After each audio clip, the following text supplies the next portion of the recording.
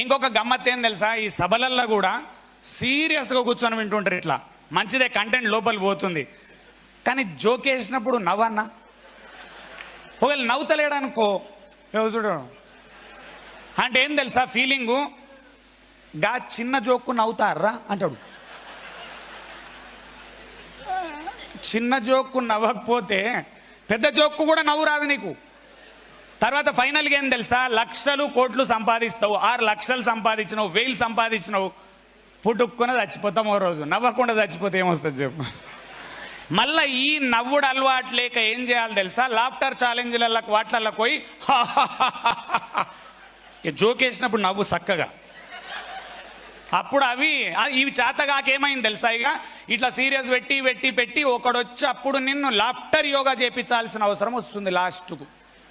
గంత అవసరం ఎందుకు, జోక్ వేస్తే నవ్వు. ఇంకోటి నవ్వినప్పుడు ఒక్కొక్కసారి ఏమైతే తెలుసా, ఒక ఆయనకు పగలబడి నవ్వుతుంటాడు ఒక పర్సన్, సూట్ వేసిండు, టై వేసిండు, బూట్లు వేసిండు మొత్తం, కానీ జోక్ మీద పగలబడి నవ్వుతుండు. అక్కడ అనుకుంటాడు ఇంత ప్రొఫెషనల్ డ్రెస్ వేసిండు, కింద పడి నవ్వుతుండు.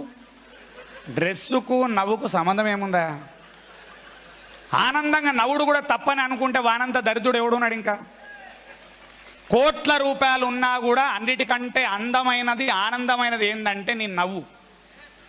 అది పెదాల నుంచి ఓనియకుండా ఎప్పుడు కూడా గుర్తుంచుకోండి. టెన్షన్ రాని, స్ట్రెస్ ఉండని, టెన్షన్ రాని, స్ట్రెస్ ఉండని, పెళ్ళాం దిట్టని నవ్వు, నవ్వురి. ఇంకొక జోక్ తెలుసా, వైఫ్ తింటుంటుంది, నీకు అసలు టమాటాలు తెలియదు, తలకాయ లేదు అని నవ్వుండి. తిడుతుంటే నవ్వెట్లు వస్తుంది, నువ్వు మనిషివేనా? ఎందుకు తెలుసా, నువ్వు తిడితే ఆమె తిడుతుంది తప్ప నువ్వు నవ్వుతే ఆమె తిట్టలేదు. మొగోళ్ళకి లాజిక్ చెప్తున్నా వినుండి. నువ్వు బయట తోపు తొడిమే లేకపోతే బయట ఏమనగా ఇంట్లో కడప దాడుతున్నావు అంటే ఏమనుకోవాలి తెలుసా, జాగ్రత్త, ఒళ్ళు దగ్గర పెట్టుకొని మాట్లాడు అని ఎంటర్ కాండి. అప్పుడు లొలులే ఉండయి.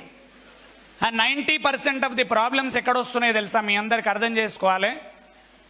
హానెస్ట్లీ మనము పెళ్లి చేసుకుంటున్నాం, ఆనందం కోసం పెళ్లి చేసుకుంటున్నాం, బాధ కోసం చేసుకోవట్లేదు. కానీ ఒక గమ్మత్తైన అలవాటు అందరికి ఏమైంది తెలుసా, సొసైటీలో అందరు చెప్తారు, పెళ్ళి వెడ్డింగ్ కార్డ్ ఇవ్వడం నీయంగానే నేను ఈ పని అయిపోయా, సావుకు పోతలేము, సస్తలేము, పెళ్లి చేసుకుంటున్నాం. కానీ ప్రతి ఒక్కరు ఏమంటారు తెలుసా, పెళ్లి కార్డు ఇన్విటేషన్ ఇవ్వగానే అయిపోయారనేది. ఇక వీనికి డౌట్ ఏమొస్తుంది, ఇప్పుడు పెళ్లి కార్డు ఇస్తున్నానా నేను ఇంకేమని ఇస్తున్నానా?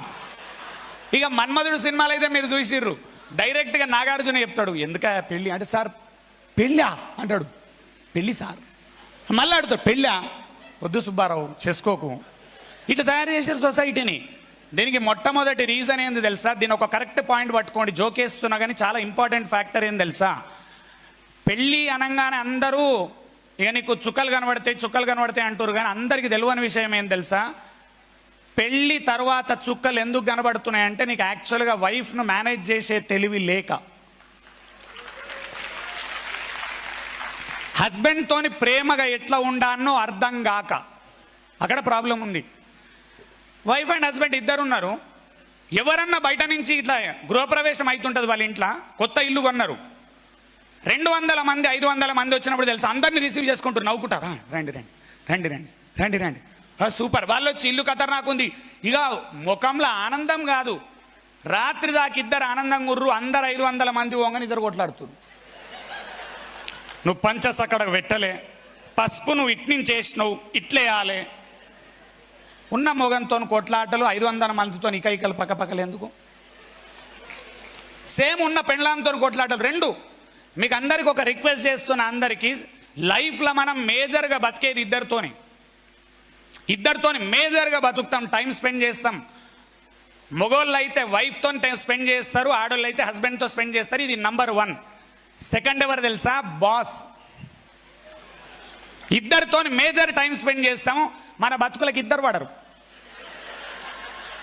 బాస్ నచ్చడు, వైఫ్ నచ్చదు, ఈ ఆడ బతుకుతావును. ఆఫీస్ పోతే వాడున్నాడు, ఇంట్లో పోతే ఏముంది, ఇద్దరిని చూస్తే మాడుతుంది నీకు, ఎట్లా బతుకుతావు నువ్వు? 70% ఆఫ్ లైఫ్ వీళ్ళిద్దరితో గడుస్తుంది. నేనేమంటా, కొట్లాడొద్దు వాళ్ళిద్దరితోని, దగ్గర ఉండాలి, అండ్ లొల్లి పెట్టుకోవద్దు. నవ్వాలి, ప్రశాంతంగా ఉండాలి. దీనికి ఒక బుక్ చదవండి. టాపిక్ ఇవాళ ఇది కాదు, కానీ స్టార్ట్ అయింది కాబట్టి చెప్పి వేరే దాంట్లోకి వెళ్ళిపోతా. నెక్స్ట్ టైం ఎప్పుడన్నా ఈ టాపిక్ ఫుల్గా చెప్తా. Men are from Mars, women are from Venus అనే బుక్ చదవండి. ఏం book? Men are from Mars, women are from Venus. పురుషులు శుక్రగ్రహవాసులు, స్త్రీలు కుజగ్రహవాసులు అని తెలుగులో కూడా ఉంది. మీరు టెన్షన్ పడాల్సిన అవసరం లేదు. బుక్ షాప్ వన్ దగ్గరకు పోయి మొగోడు ఆడోళ్ళ మీద ఏదో బుక్ ఉంది ఇవ్వను, వాడు పుట్టుకుని తీసిస్తాడు. ఎందుకు? బుక్ షాప్లో ఆయన ఎక్స్పర్టు. కొందరు ఏమంటారు, నన్ను ఇప్పుడు బయట కలిసి సార్ ఆ బుక్ పేరు ఎందుకు చెప్పు, ఏ అవసరం లేదు, మొగోళ్ళ మీద ఆడోళ్ళ మీద బుక్ ఇయ్యాను. Men are from Mars, women are from Venus. ఆయన ఎంత అద్భుతంగా రాసాడు తెలుసా? 3000 ఫ్యామిలీస్ని కౌన్సిలింగ్ చేసి, ఇన్ఫ్యాక్ట్ ఒక గమ్మత్ ఏమైంది తెలుసా? ఆయన లైఫ్లో కూడా కష్టాలై, ఐ థింక్ నాకు కరెక్ట్గా ఇన్ఫర్మేషన్ గుర్తులేదు ఇవాళ, బట్ అబద్ధం వద్దు, ఒకవేళ ఇన్ఫర్మేషన్ కరెక్ట్ అయితే ఆయనకు కూడా ఐ థింక్ డైవోర్స్ ఇష్యూ ఏదో అయింది చిన్నగా, బట్ లేటర్ కరెక్ట్ అయినుండు. ఆ తర్వాత 3000 మందిని కౌన్సిలింగ్స్ చేసి చేసి చేసి ఒక హైలైట్ బుక్ ఏం రాసిండి, ఇది men are from Mars, women are from వీనస్లా మొగోళ్ళ మెంటాలిటీ ఏంది, లేడీస్ మెంటాలిటీ ఏంది. చిన్న 2-3 పాయింటర్స్ అందులో నుంచి చెప్పి ముందుకెళ్ళిపోతా. లేడీస్కి చెప్తున్న ఫస్ట్ పాయింట్, మొగ జాతి ఒక టైప్ ఆఫ్ జాతి, దాన్ని మీరు మార్చలేరు. గుర్తుంచుకోండి, అనవసరంగా ట్రై చేయకండి, అది మారదు. దేవుడే వదిలేసిండు వాళ్ళని మార్చలేమని, మీరు అసలే మార్చలేరు. మీకు క్లియర్. ఇక మొగోళ్ళకి చెప్తున్నా, ఇటు చాలామంది మొగోళ్ళు ఉన్నారు. ఆడజాతి ఒక టైప్ ఆఫ్ జాతి, వాళ్ళని మీరు మార్చలేరు. అండ్ మీకు ఎక్స్ట్రా చెప్తున్నా, మీరు వాళ్ళతో కొట్లాడి ఏం బీకలేరు. ఇది గుర్తుంచుకోవాలి. అందుకనే ఏంది, లొల్లి పెట్టుకోవద్దు. రెడీ ఉన్నారా అందరు? క్లియర్ ఉందా? గట్టిగా క్లియర్ ఉందా? గట్టిగా ఇస్తాను, క్లియర్ ఉందా? Okay, thank you. ఆ బుక్ ఖచ్చితంగా చదవండి. ఎందుకంటే ఇంకొకటి కొందరు ఏమంటారు, నా వైఫ్తో నా కొట్లాటలే లేవు సార్ అని ఎవరన్నా అన్నారు అనుకో, అంటే జనరల్గా వాడు సంసారం చేస్తలేనట్టు. ఎందుకంటే సంసారం చేస్తున్నానికి కొట్లాటలు లేకుండా లేవు ప్రపంచంలో. ఇది రాసి పెట్టుకోండి. కాబట్టి ఇది ఖచ్చితంగా. రెండోది, ఆ బుక్ ఎందుకు చదవాలి ఇంపార్టెంట్, టీంని హ్యాండిల్ చేస్తున్నప్పుడు టీంలో లేడీ ఉంటే ఏ విధంగా హ్యాండిల్ చేయాలో కూడా ఆ బుక్ చదివితే అర్థమవుతుంది. లేడీ బాస్ ఉంటే జెంట్ని ఏ విధంగా హ్యాండిల్ చేయాలో అర్థమవుతుంది. నా కింద జెంట్ ఉంటే ఎట్లా చేయాలి, లేడీ ఉంటే ఎట్లా చేయాలి, లీడర్షిప్ స్కిల్స్కి కూడా ఉపయోగపడతాయి చాలా. అందుకే మీ అందరికీ రిక్వెస్ట్ చేస్తున్నా, యూట్యూబ్ నుంచి మిత్రులకు కూడా ఒకటైతే అలవాటు చేసుకుందాం. ఈ కాలం మిడిల్ క్లాస్ వాళ్ళందరూ కూడా ఒక కొత్త అలవాటు చేసుకుందాం. స్లోగా చేసుకుంటున్నారు, దాన్ని అగ్రెసివ్ చేయండి. నెలకొక సినిమా ఎంతైతే ఇంపార్టెంటో నెలకొక సెషన్ అటెండ్ చేయడం అంతే ఇంపార్టెంట్. మైండ్ మారుతుంది, ఆలోచన విధానం స్లోగా మారుతుంది. స్లోగా మనిషి మారుతాడు, స్లోగా బాగుపడతాడు.